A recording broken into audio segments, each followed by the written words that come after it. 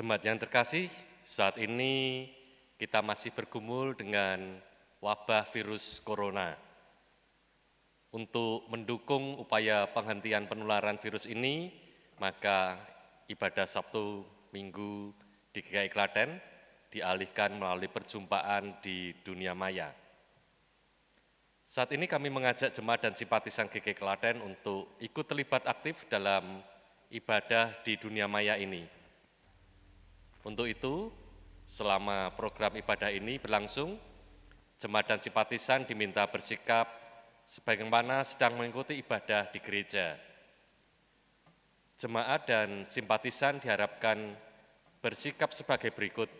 Yang pertama, berkonsentrasi dan mengikuti ibadah ini sampai selesai. Dua, saat dilantunkan pujian, jemaat dan simpatisan juga ikut menyanyi. Demikian juga saat berdoa dan pembacaan firman Tuhan. Dan yang ketiga, untuk persembahan, jemaat dan simpatisan dapat mentransfer pada rekening yang tertera pada prosesi pada saat persembahan. Mari kita siapkan hati dan pikiran kita untuk mengikuti peribadatan ini dengan bersaat teduh sejenak.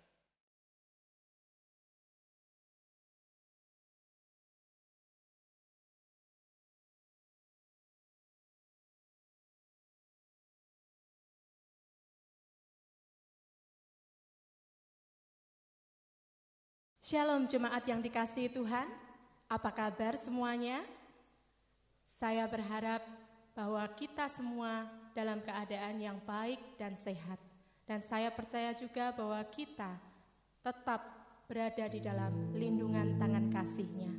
Saat ini kami rindu mengajak saudara-saudara semua untuk beribadah bersama-sama.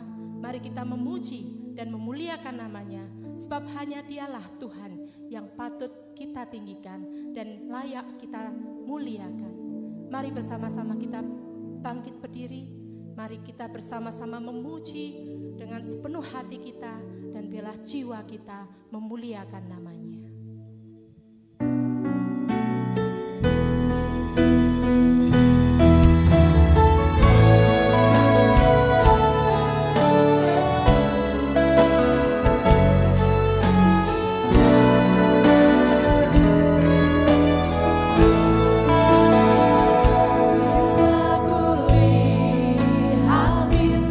Gemerlap dan bunyi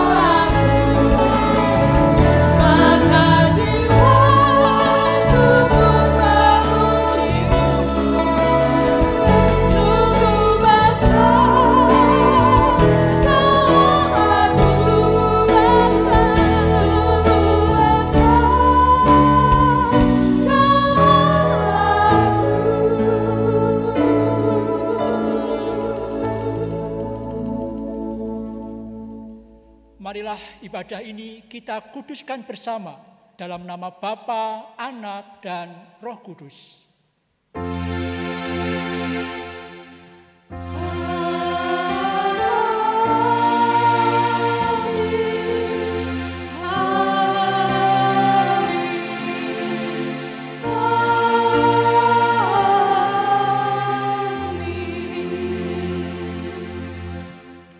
Tuhan beserta saudara dan saudara juga. Dalam situasi sulit seperti saat-saat ini, seringkali kita mulai lelah. Jiwa kita menjadi letih dan tubuh kita menjadi lesu. Ucapan syukur mungkin terasa berat untuk diucapkan. Dan kita mungkin juga merasa sendiri ketika mengatasi kesulitan dalam kehidupan kita.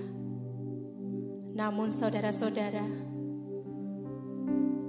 di dalam menjalani hari-hari ini, mari kita tetap berharap dan percaya kepada Tuhan, kepada penyertaan Tuhan. Marilah kita tetap mengasihi Dia. Dan saat ini, kita akan bersama-sama merendahkan hati kita di hadapan Tuhan.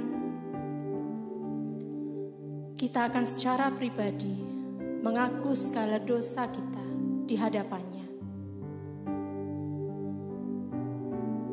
Berbicaralah kepada Tuhan, ungkapkanlah segalanya, dan biarlah Tuhan mendengarkan doa kita.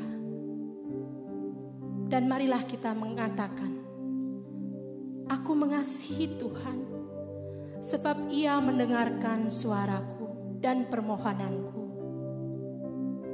Sebab Ia menyendengkan telinganya kepadaku, maka seumur hidupku aku akan berseru kepadanya. Tali-tali maut telah meliliti aku, dan kegentaran terhadap dunia orang mati menimpa aku. Aku mengalami kesesakan dan kedukaan. Tetapi aku menyerukan nama Tuhan. Ya Tuhan, luputkanlah kiranya aku.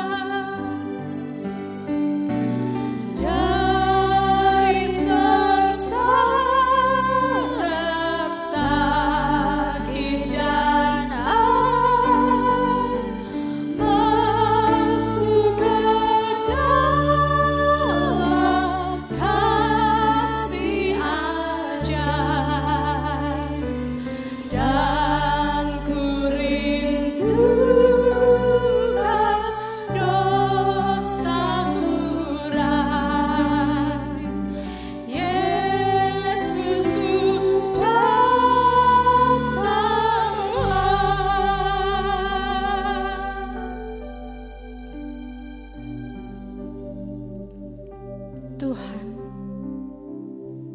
saat ini kami datang di hadapan-Mu. Kami datang dengan segala keberadaan kami, Tuhan. Tuhan, kami mohon ampun atas segala dosa-dosa kami. dan Tuhan pulihkanlah kami dengan pengampunan-Mu. Terima kasih Tuhan, Engkau sudah mau berkorban untuk menyelamatkan kami. Dengan darah-Mu, Engkau menyucikan kami. Tuhan, biarlah kami boleh tetap berharap dan percaya kepada-Mu. Tuntunlah kami masuk dalam terang kasih-Mu.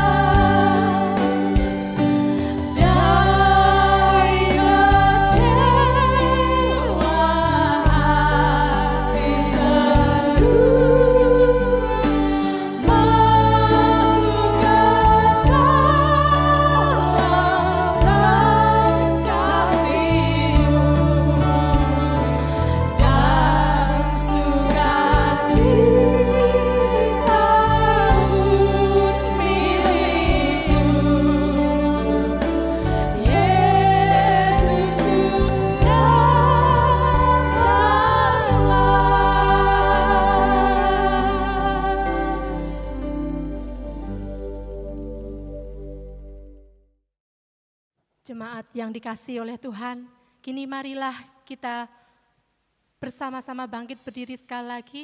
Kita akan menerima berkat anugerah dari Tuhan yang diambil dari 1 Petrus 1 ayat 18 sampai 19. Sebab kamu tahu bahwa kamu telah ditebus dari cara hidupmu yang sia-sia, yang kamu warisi dari nenek moyangmu itu, bukan dengan barang yang fana, bukan pula dengan perak atau emas, melainkan dengan darah yang mahal, yaitu darah Kristus yang sama seperti darah anak domba yang tak bernoda dan yang tak bercacat. Demikianlah berita anugerah dari Tuhan. Syukur kepada Allah. Marilah kita bersama-sama bersukacita oleh karena kita telah ditebus oleh-Nya.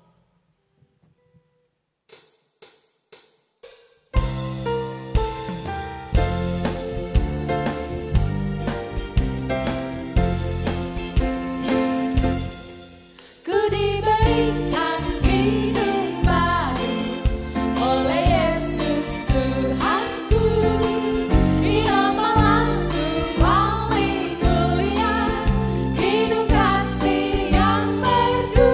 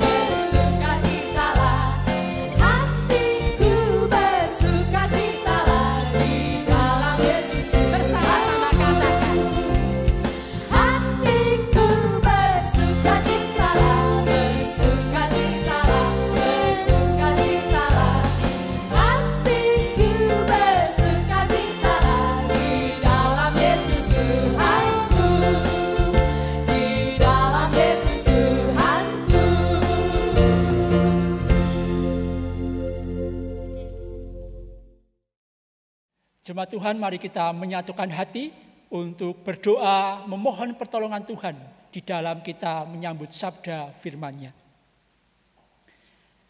Ya Tuhan Allah yang hidup, kami berlimpah dengan sukacita dan syukur. Karena pada hari ini kami boleh merayakan kebangkitan-Mu.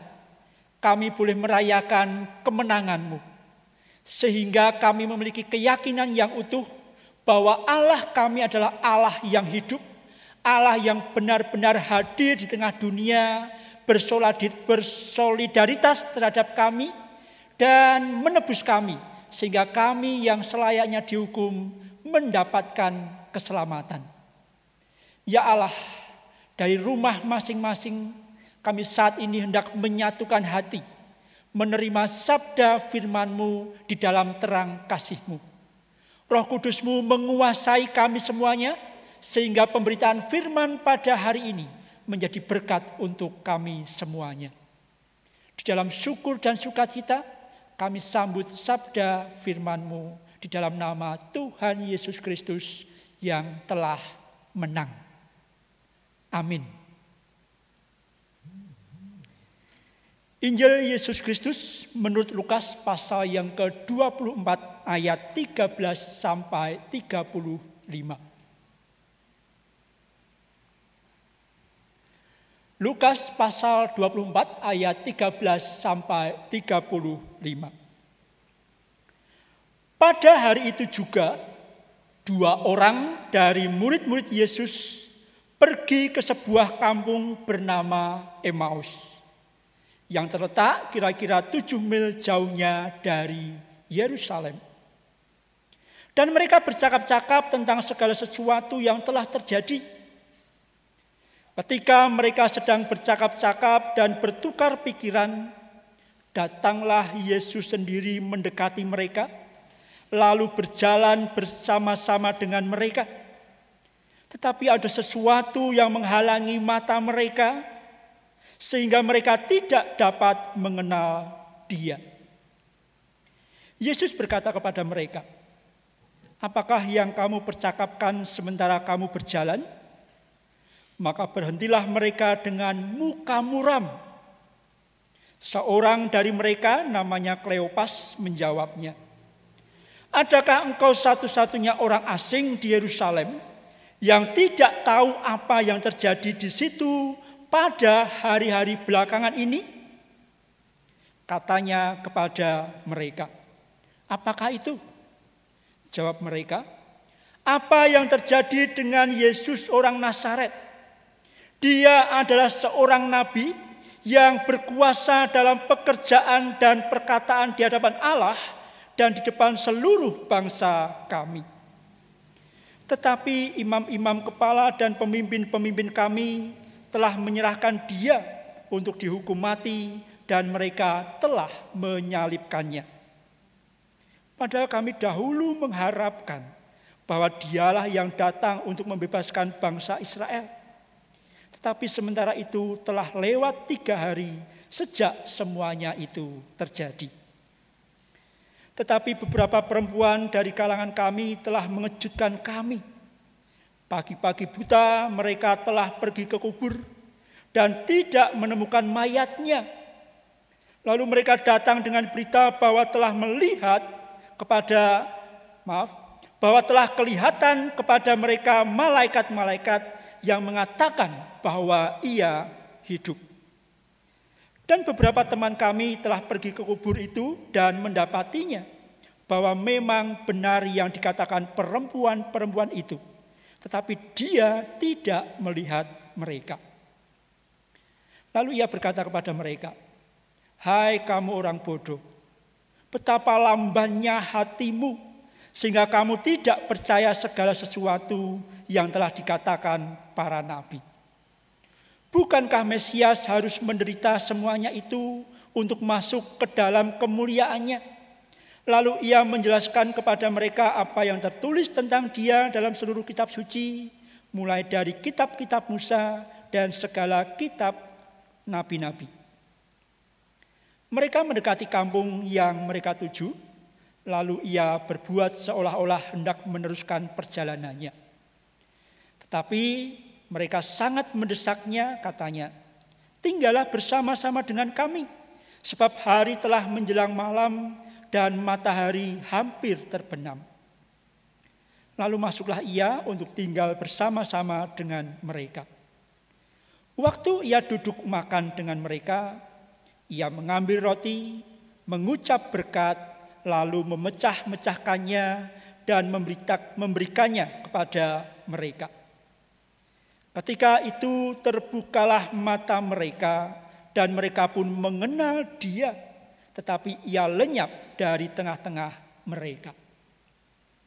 Kata mereka seorang kepada yang lain, bukankah hati kita berkobar-kobar ketika ia bercerita dengan kita di tengah jalan dan ketika ia menerangkan kitab suci kepada kita? Lalu bangunlah mereka dan terus kembali ke Yerusalem. Di situ mereka mendapati ke-11 murid itu. Mereka sedang berkumpul bersama-sama dengan teman-teman mereka. Kata mereka itu, sesungguhnya Tuhan telah bangkit dan telah menampakkan diri kepada Simon. Lalu kedua orang itu pun menceritakan apa yang terjadi di tengah jalan dan bagaimana mereka mengenal dia pada waktu ia memecah-mecahkan roti. Berbahagialah kita yang mendengarkan sabdanya dan merenungkannya serta melakukannya dalam kehidupan sehari-hari. Haleluya.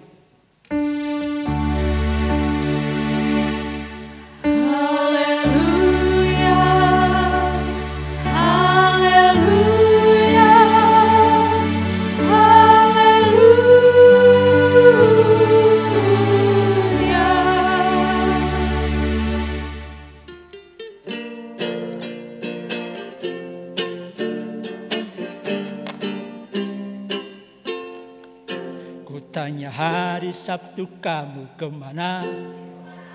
Hari Minggu ku tanya kamu kemana? Kebaktian online pun juga enggak apa, karena di gereja kamu online juga. Kebaktian online pun juga enggak apa, yakinlah semua hanya sementara.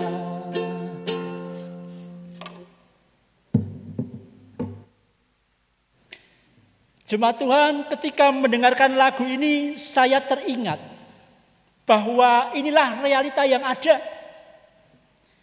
Bagi beberapa orang yang stok alasannya segudang untuk tidak beribadah dengan sungguh-sungguh dan benar dengan segala metode yang ada, maka bisa saja mencari cara untuk ngeles.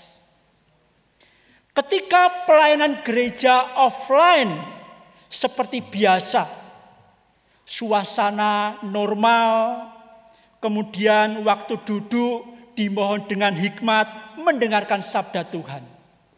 Seberapa banyak yang kita lebih memilih untuk online ketika sabda Tuhan diuraikan. Tiba gilirannya pelayanan gereja online seperti sekarang, malah minta offline. Katanya sudah kangen, pengen merasakan suasana gereja.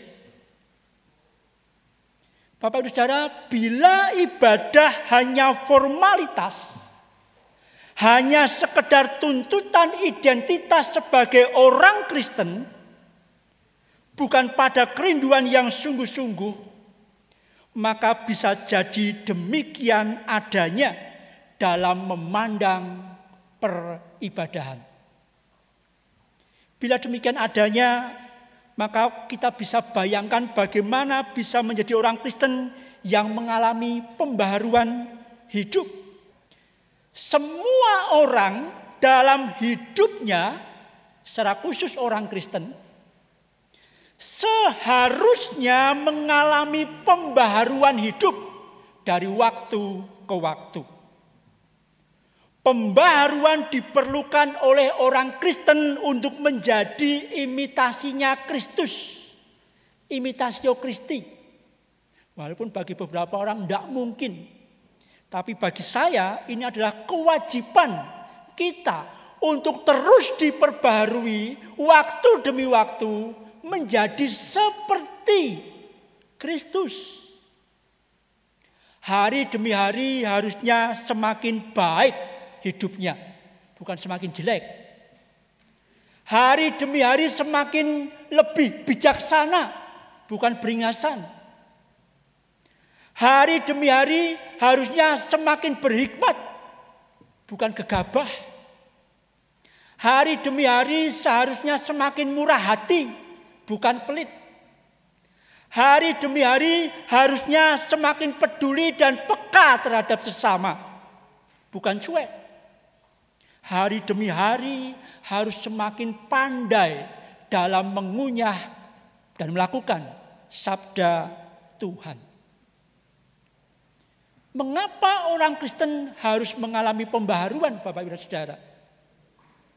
Saya harus mengatakan bahwa pembaharuan hidup itu adalah tanda kehidupan dan juga pertumbuhan. Saya punya hobi kalau pagi sekarang adalah motret-motret tanaman yang ada di rumah. Saya mendapati hari ini pohon murbai saya yang masih ada di polybag, saya kaget. Di dalam polybag ternyata dia sudah mengalami yang namanya muncul buah di sana. Saya tidak mengira bahwa tanaman dalam kondisi sulit itu mampu menembuskan akarnya, kemudian masuk ke dalam tanah di pot yang lebih besar, kemudian dia memunculkan buah itu. Setiap pagi saya mengamati pembaharuan dari berbagai tanaman yang ada di depan pastori. Pembaharuan itu menunjukkan bahwa ada pertumbuhan, ada perubahan, ada kehidupan. Pembaharuan itu saya nantikan setiap pagi. Dan saya yakin pembaharuan kita sebagai orang Kristen juga dinantikan oleh Bapa yang di surga. Lantas bagaimanakah kita bisa mengalami pembaharuan hidup? Bapak dan Saudara, peristiwa penyaliban Yesus membuat para murid mengalami dilema yang luar biasa yang berpotensi menghambat pembaharuan dan pertumbuhan hidup mereka sebagai murid Yesus. Para murid sedang berada dalam masa sulit, tidak mengerti, bahkan bisa saja sedang mengalami yang namanya krisis identitas. Padahal masa itu adalah masa yang sangat penting untuk mereka percaya dan siap diutus untuk mengabarkan kebenaran tentang hadirnya Mesias di tengah-tengah dunia. Tapi ketika para murid mendengar bahwa Yesus mati, kemudian ditambah lagi dengan kabar bahwa kuburnya kosong, mereka menjadi seperti anak ayam yang ditinggal induknya, mocar-macer tidak karuan dengan pemahaman mereka masing-masing. Namun Tuhan itu maha baik. Dalam kondisi seperti ini, Lukas pasal 24 ayat 15 mencatat bahwa Yesus kemudian menjadi inisiator dalam membangun pembaharuan hidup para murid-muridnya. Lukas 24 ayat 15 mengatakan demikian. Ketika mereka sedang bercakap-cakap dan bertukar pikiran, datanglah Yesus sendiri mendekati mereka, lalu berjalan bersama-sama dengan mereka. Tuhan berinisiatif hadir untuk supaya muridnya mengalami pembaharuan, dan pembaharuan itu menghasilkan pertumbuhan yang baik dalam diri mereka masing-masing. Tapi apakah inisiatif Tuhan itu kemudian menghasilkan buah? Belum tentu. Saya rasa sangat tergantung dari respon para murid saat itu. Bapak dan Saudara, hari ini kita akan bersama-sama berbicara, merenungkan tentang pembaharuan hidup sebagai orang Kristen. Jangan sampai sekian lama menjadi orang Kristen tidak ada progres kualitas kehidupan sebagai orang Kristen. Kita harus mengalami pembaharuan dari waktu ke waktu. Dan itulah yang dinantikan oleh Tuhan. Supaya kita dimampukan untuk berkarya nyata di tengah dunia yang tengah bergumul saat ini. Dari perjalanan para murid ke Emmaus, kemudian perjumpaan mereka dengan teman-teman yang lainnya, kita akan belajar bagaimana kita bisa mengalami pembaharuan oleh Sang Firman. Yang pertama, mari kita buka ayat yang ke-16. Perhatikan baik-baik. Ayat 16 dikatakan demikian. Tetapi ada sesuatu yang menghalangi mata mereka sehingga mereka tidak mengenal Dia. Bapak Saudara, Yesus datang berinisiatif menjumpai mereka, tetapi Injil Lukas mencatat bahwa mereka tidak mengenal Yesus. Mata mereka terhalang sesuatu sehingga tidak berjumpa secara khusus pribadi dengan Tuhan. Saya bisa membayangkan bahwa saat itu banyak hal yang membuat mereka terhalang matanya. Mungkin kesedihannya yang berlarut-larut. Mungkin kebingungan. Mungkin tafsiran-tafsiran yang ada. Banyak hal yang membuat mata mereka tertutup. Terhalang untuk melihat Yesus Kristus. Belajar dari hal ini. Bagaimana kita mengalami pembaharuan hidup. Yang pertama, singkirkan segala penghalang pembaharuan. Singkirkan segala penghalang pembaharuan. Mari jemaat, saya mengajak untuk menilik hati kita masing-masing. Bagi yang rindu sungguh-sungguh mengalami pembaharuan di dalam Tuhan. Penghalang itu apa yang ada pada diri kita? Masing-masing saya rasa beda. Mari bergumul dengan sungguh-sungguh. Apakah penghalang itu mungkin adalah kemalasan? Pas offline, online. Pas ibadah online, offline. Atau bisa jadi karena merasa sudah tahu semuanya, sehingga tidak perlulah mengalami perjumpaan Yesus yang sedemikian rupa. Atau juga ada di antara kita yang mengatakan, aku sudah tahu semua, aku sudah sempurna. Bapak dan Saudara, itulah yang kadang menghalangi kita untuk mengalami pembaharuan dari waktu ke waktu. Yang sedang kita alami bisa jadi adalah stagnasi. Berhenti. Tidak mengalami pertumbuhan.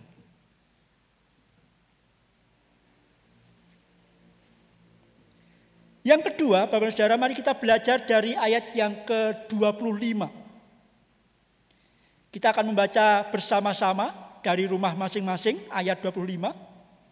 Lalu ia berkata kepada mereka, ini Tuhan Yesus keras sekali. Hai kamu orang bodoh, betapa lambannya hatimu, sehingga kamu tidak percaya segala sesuatu yang telah dikatakan para nabi. Keras Bapak Ibu Saudara. Kalau saya menjadi murid yang berjalan saat itu mungkin langsung memalingkan muka, loh kowe iki sopo? Kok ngunekke aku bodoh, lamban hati. Tapi itulah yang dikatakan Yesus kepada para murid yang saat itu kok kamu seperti anak ayam moncar-macir. Tidak memperhatikan apa yang dikatakan dalam kitab para nabi tentang kematian Yesus. Ketika Yesus melihat kondisi mereka, Yesus dengan keras mengatakan kepada mereka sebagai orang yang bodoh dan lamban hati. Bapak dan Saudara, kalau kita ingin mengalami pembaharuan ini penting. dilarang menjadi orang Kristen yang bodoh dan lamban. Bodoh bukan berbicara tentang sesuatu yang akademis. Bodoh bukan berarti berbicara tentang cara tangkap seseorang. Melainkan di sini mengarah kepada kebebalan juga. Bagaimana orang itu bebal, kita bisa menggambarkan ketika berjumpa dengan orang yang jelas-jelas salah, tetapi ketika diingatkan ngeyel. Kamu itu salah ketika kamu mengambil keputusan itu. Kamu itu salah ketika kamu mengatakan itu. Tapi dia katakan, enggak, aku benar kok. Kebodohan semacam inilah yang kadang ada pada diri kita. Dan jangan harap ada pembaharuan. Kebodohan itu adalah ketika orang diberitahu yang benar, tetapi berontak dan tidak mau menerima kebenaran. Lamban hati itu berarti ketidaksiapan diri dalam mengambil kesimpulan, keputusan, dan sikap. Itulah yang sangat nampak dalam diri para murid. Kalau mereka ingat bahwa pada hari ketika Yesus bangkit, maka kabar dari perempuan-perempuan itu harusnya disikapi dengan sukacita luar biasa, bukan dengan kebingungan, tetapi dengan sambutan yang sedemikian luar biasa seharusnya. Bapak Saudara, hari-hari ini bukankah kita mendapati orang lebih banyak mencari pembenaran dibandingkan kebenaran? Pembenaran itu cocok bagi orang-orang yang bebal, yang bodoh, dan lamban hati. Karena yang dicari adalah kepuasan diri. Benar toh? Benar toh? Tapi kalau orang itu bijak, kalau orang itu mau diperbaharui hidupnya, maka orang itu akan mencari yang namanya kebenaran. Walaupun sulit, walaupun sakit, oh aku salah toh misalnya. Namun itu diterima dengan introspeksi diri dan akhirnya akan menjadi pribadi yang lebih baik. Yang ketiga, Bapak Saudara, mari kita lihat kisah berikutnya ketika mereka akhirnya bercakap-cakap dengan Yesus. Hari sudah menjelang malam, maka kemudian mereka mengajak Yesus untuk turut serta. Dan ketika mereka sedang makan bersama, disitulah mata mereka dibukakan. Ayat 31 Lukas menjelaskan demikian. Ketika itu terbukalah mata mereka dan mereka pun mengenal Dia. Mereka terbuka matanya dan kemudian mengenal Dia yang selama ini bersama dengan mereka. Bapak dan Saudara, ketika segala penghalang itu dienyahkan dan kita punya niat untuk keluar dari kebebalan tadi, mata hati kita terbuka lebar-lebar, maka kita punya peluang besar untuk mengalami pembaharuan hidup dari waktu ke waktu. Mata yang terbuka bukan hanya sekedar terbuka untuk membaca, menghafal ayat firman, dan kisah-kisah Alkitab. Itu penting, iya. Tetapi mata yang terbuka di sini yang dimaksud adalah keterbukaan hati untuk diubahkan menjadi lebih baik, mengalami pembaharuan di dalam kehendak dan rencana Kristus. Yang terpenting adalah keterbukaan untuk mengalami pembaharuan itu. Keterbukaan mata, keterbukaan hati untuk mengalami pembaharuan dan transformasi positif yang berkelanjutan. Perubahan, pembaharuan yang terus menerus. Satu kali ada orang yang baru menjadi Kristen berjumpa dengan orang yang sejak lahir menjadi Kristen. Kemudian muncul percakapan di sana. Orang yang sejak lahir Kristen bertanya kepada orang yang baru menjadi Kristen. Wah, kamu jadi orang Kristen ya? Iya. Sekarang coba tak tes. Kalau kamu benar-benar sudah menjadi Kristen. Oh, silahkan. Yesus lahir di mana? Orang yang baru Kristen itu garuk-garuk. Waduh, saya belum hafal ya. Piye toh katanya. Kalau begitu siapa bapak tirinya? Ya bahasanya Pak Purnawan. Siapa bapak tirinya Yesus? Waduh, sapa meneh yo? Maka orang yang sudah lahir dari Kristen itu bertanya, kowe iki piye toh katanya sudah menjadi Kristen? Terakhir lah, Yesus disalib di mana? Waduh, juga tidak tahu. Loh piye toh katanya sudah menjadi Kristen, katanya sudah mengalami pembaharuan. Masa tidak hafal sama sekali? Kemudian orang yang baru menjadi Kristen itu menundukkan kepalanya, dia menyadari. Iya ya. Tapi kemudian dia berkata kepada orang Kristen yang sejak lahir itu demikian. Ya memang saya tidak begitu hafal dengan teks-teks Alkitab. Tapi saya mau belajar. Tapi saya beritahu. Yang pasti ketika aku mengenal Yesus, aku mengalami perubahan hidup. Aku dulu keras sekali sama istriku. Aku dulu jarang melakukan KDRT. Sekarang tidak sampai hatiku. Dulu aku mudah sekali menggertak anakku.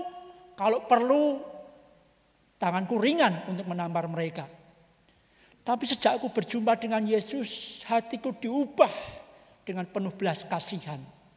Kalau anakku berlaku salah, aku sampaikan pelan-pelan.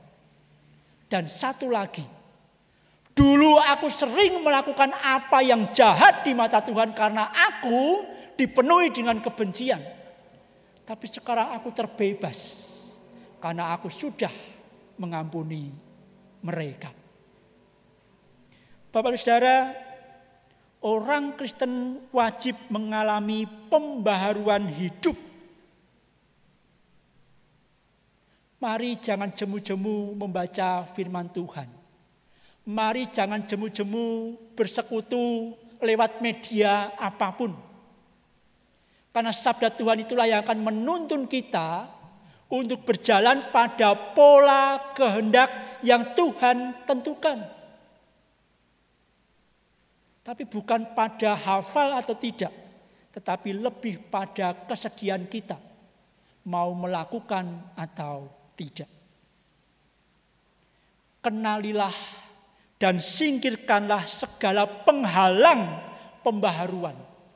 Rasa malasmu, sakit hatimu, kesombonganmu, tinggalkan itu semuanya kalau ingin mengalami pembaharuan di dalam Tuhan. Jangan menjadi orang Kristen yang bodoh dan lamban dalam menghidupi firman Tuhan. Dan yang ketiga, buka mata hati senantiasa dalam pengenalan akan Tuhan. Bapak dan Saudara, masa COVID-19 ini kita belum tahu sampai kapan.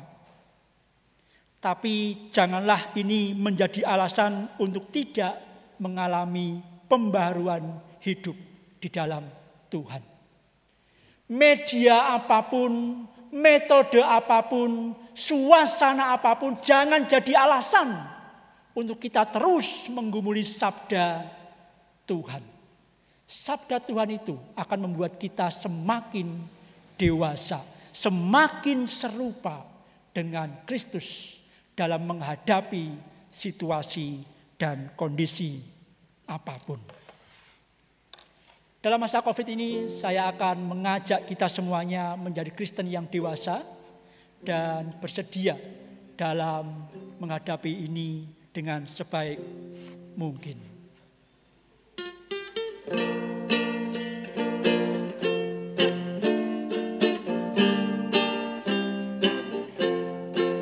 Kutanya hari Senin kamu kemana? Kutanya hari Selasa kamu kemana? Biar sekolah dan kerjanya di rumah, tetap lakukan yang oke punya. Biar sekolah dan kerjanya di rumah, jangan lupa untuk berdoa. Jemaat Tuhan, kalaupun di rumah jangan kemudian bermalas-malasan, kualitasnya rendah, tapi justru harus lebih oke. Dan terlebih itu jangan meninggalkan ibadah kita. Saya tanya lagi ini.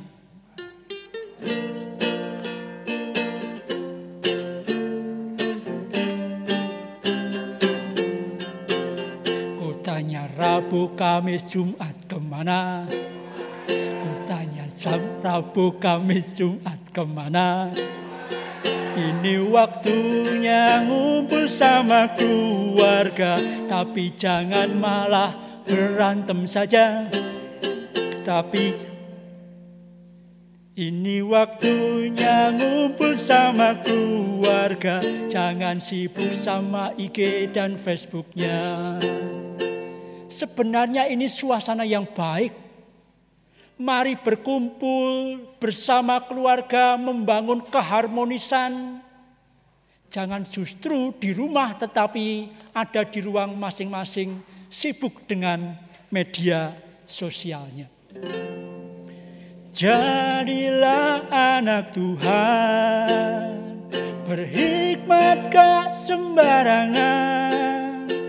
Kalau virus berhasil menyerang, bukan Tuhan tidak perhatian, atau bukan kamu kurang iman, tapi kadang tidak jaga kesehatan. Penting ya Bapak dan Saudara, sebagai orang Kristen jangan suka menyalahkan Tuhan, menilai orang kurang iman ketika sedang jatuh dalam sakit. Jangan-jangan memang karena kita tidak menjaga kesehatan. Sekali lagi saya tanya Bapak Ibu dan Saudara. Kutanya hari ini Bapak Ibu kemana? Kutanya hari ini kamu kemana? Jangan sampai kamu terus keluyuran, itu namanya cari perkara. Jangan sampai kamu rajin keluyuran, apalagi tidak maskeran. Jangan sampai kamu rajin keluyuran, mendingan kita di rumah saja. Tuhan memberkati, yakinlah ini hanya sementara. Ketika nanti usai, mari kita ibadah offline dan kemudian kita bisa bersua kembali. Amin.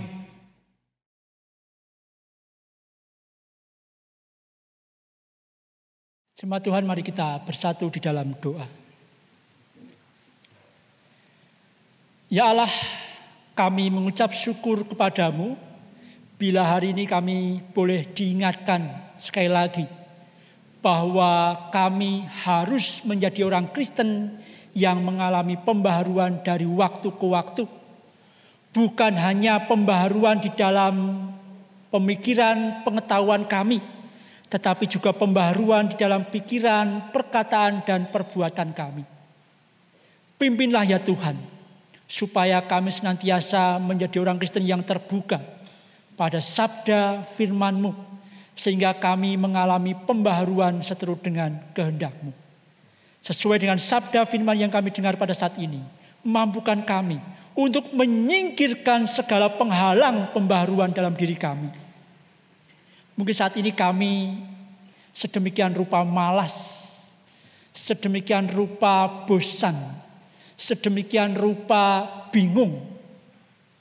Singkirkanlah itu semuanya Tuhan, supaya kami bisa menjadi orang yang mau terus mengalami pembaharuan di dalam Engkau.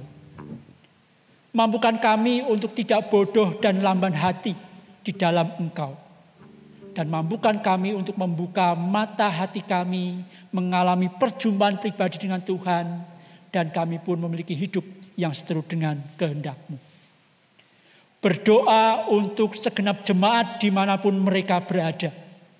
Kiranya keluarga demi keluarga dipenuhi dengan damai sejahtera-Mu. Mereka dimampukan untuk melewati masa ini dengan baik. Di tengah-tengah keluarga mereka bisa membangun keharmonisan yang luar biasa di dalam Tuhan. Berkatilah kami dengan kesehatan, dengan pengetahuan yang benar, supaya kami dapat menjaga situasi yang ada ini di dalam kemenangan. Seraya terus memohon kiranya masa sulit ini segera berlalu. Berkatilah setiap pihak yang berupaya untuk mencari jalan keluar, berupaya untuk menemukan vaksin, sehingga COVID-19 ini boleh segera dilawan bersama-sama dan kehidupan bisa kembali normal seperti biasa. Ya Allah, apapun yang menjadi pergumulan segenap jemaat-Mu, kami serahkan ke dalam tangan kasih-Mu. Terkhusus dalam masa-masa ini, kiranya rahmat Tuhan mengiringi senantiasa, sehingga apapun yang dibutuhkan, Tuhan cukupkan. Kalau ada di antara kami yang sakit, kami mohon berkat Tuhan supaya mereka dijamah Tuhan secara pribadi dan mereka mendapatkan kesembuhan yang datangnya dari Allah. Kami juga berdoa untuk Kota Klaten yang juga menjadi bagian di mana kami berjuang untuk melawan COVID-19 ini. Kiranya pemerintah dan segenap masyarakat boleh menyatukan gerak bersama untuk melakukan yang terbaik. Terkhusus untuk pemimpin bangsa ini, kami serahkan kepada-Mu ya Allah, biarlah kebijakan-kebijakan yang ada senantiasa membawa kebaikan. Untuk masa sulit yang ada, kami percaya pertolongan Tuhan nyata adanya. Terima kasih ya Allah, segenap seru doa, permohonan serta ucapan syukur kami naikkan di dalam nama Tuhan Yesus Kristus yang mengajar kami berdoa.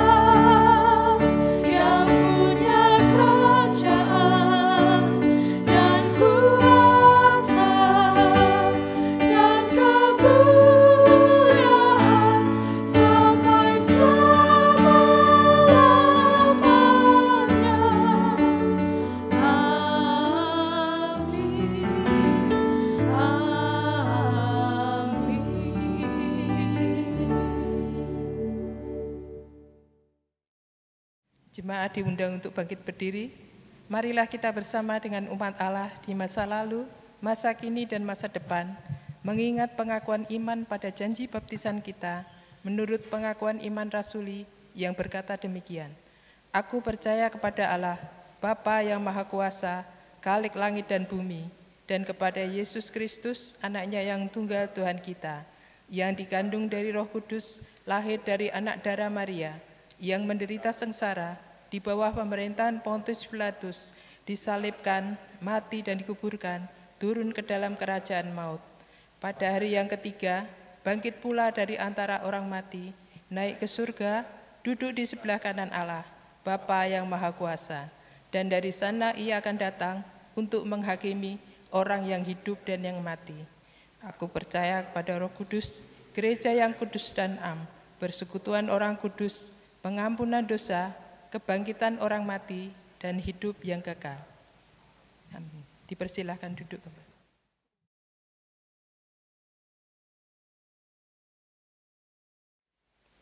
Kini kita akan memberikan persembahan.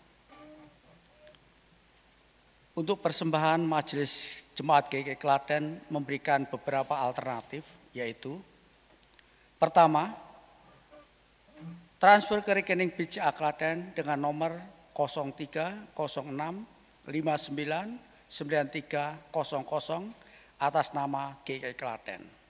Kedua, datang langsung ke gereja pada hari Minggu pukul 8 sampai dengan pukul 20, Senin sampai dengan Jumat pukul 8.30 sampai dengan pukul 14, dan Sabtu pukul 8.30 sampai dengan pukul 12.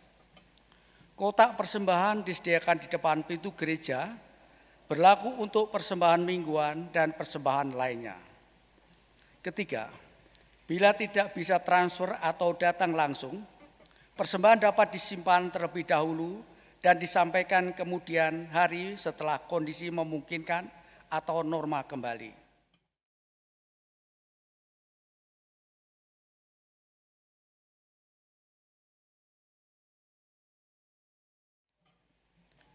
Ayat persembahan dari Mazmur pasal 54 ayat yang ke-8. Dengan rela hati aku mempersembahkan korban kepadamu, bersyukur sebab namamu baik ya Tuhan. Mari jemaat untuk kita bangkit berdiri untuk berdoa. Puji Tuhan, puji syukur kami ucapkan kehadirat Bapa, bahwa pada ibadah pada hari ini Jemaat GKI Klaten telah memberikan persembahan baik berupa transfer ke rekening ataupun datang ke gerejamu. Urapi dengan tangan kuasa-Mu ya Bapa persembahan ini, sehingga persembahan ini terlepas dari dosa dan kesalahan, dan kuduskanlah ya Bapa. Juga berkati hamba-hamba-Mu para majelis yang mengelola persembahan ini Bapa, ya persembahan ini mampu untuk memperlebar kerajaan-Mu dan mampu untuk menjadikan kemaslahatan bagi orang banyak. Dalam nama Yesus kami selalu berdoa dan mengucap syukur. Puji Tuhan. Amin.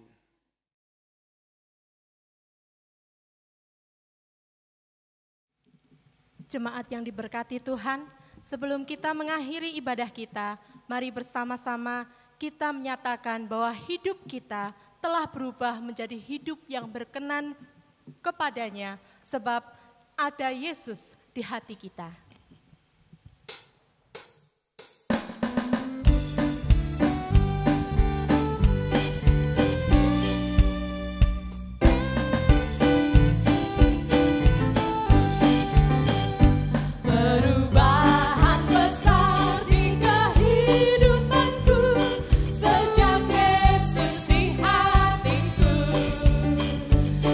Jiwaku bersinar terang yang cerah.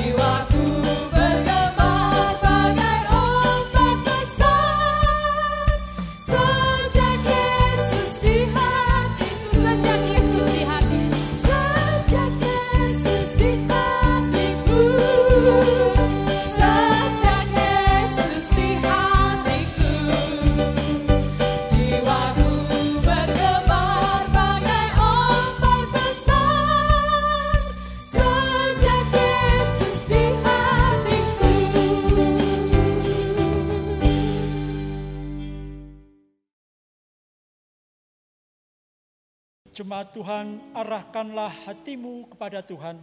Kami mengarahkan hati kami kepada Tuhan. Jadilah saksi Kristus. Syukur kepada Allah. Terpujilah Tuhan. Kini dan selamanya. Bukalah hati dan terimalah berkat-Nya. Tuhan memberkati engkau dan melindungi engkau. Tuhan menyinari engkau dengan wajah-Nya dan memberi engkau kasih karunia. Tuhan menghadapkan wajah-Nya kepadamu dan memberi engkau semuanya damai dan sejahtera. Haleluya.